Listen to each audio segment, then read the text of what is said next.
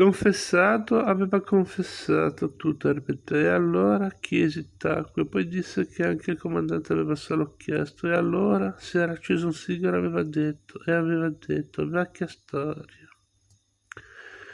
Bene si era tolto la vita, stabilire a posteriori che avesse sparato, addirittura scandagliare il Tamigi per cercare una rivoltella era impossibile. C'erano casi in cui la giustizia aveva perso il suo significato, diventava una pura farsa. Lei doveva andarsene e lui avrebbe dimenticato quello che aveva sentito. Come mai suo padre non aveva neppure nominato Sparta? Chiesi. L'aveva dimenticato. E Stussy appena anche disse. Era strano, rispose. Suo padre si illudeva che fosse stato Ben, non lui, a compiere il delitto. Lei era l'unica a sapere che suo padre aveva commesso il delitto. Che davvero lo sapesse con certezza, dissi. Non era poi molto probabile, e forse era stato Ben.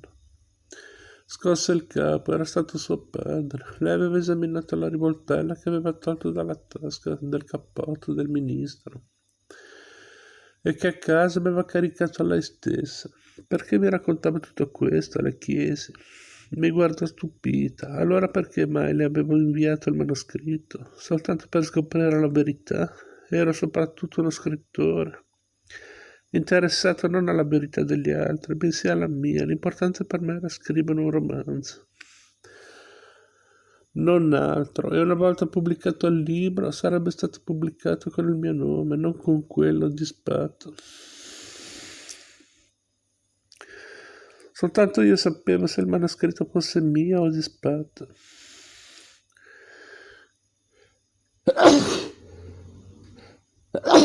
Scusate. A volte mi sembra di essere un criceto bendato che gira sulla ruota.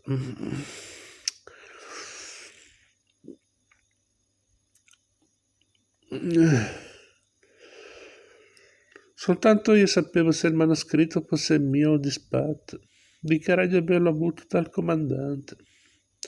Quel vecchio chiacchierone, anche lei l'aveva conosciuto. Spesso era stato ospite da suo padre e da lei, aveva spifferato tutto.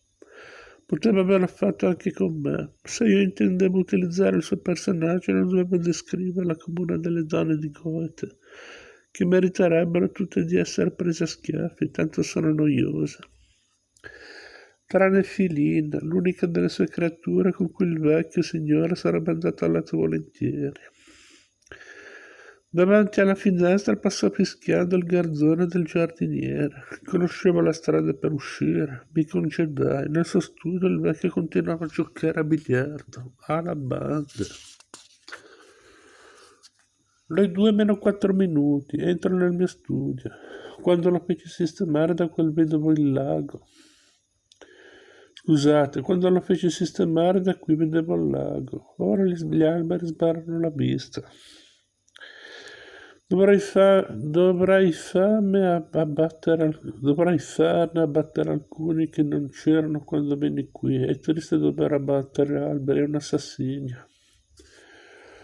La quercia è diventata imponente, negli alberi è aperto il mio tempo, diversamente da come lo spio nel cielo. Con un certo dispiacere vedo già le Pleiadi, Aldebaran e Cappella.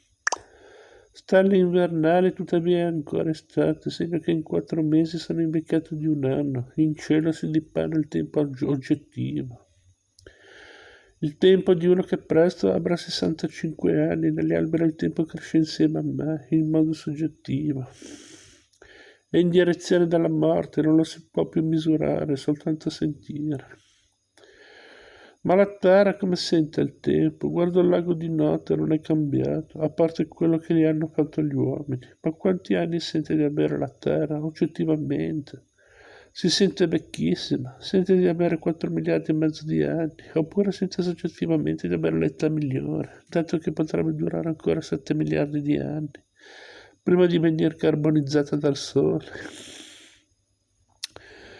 O sente il tempo con la rapidità del lampo, si percepisce come un'immensa energia fremente che ribolle, fa esplodere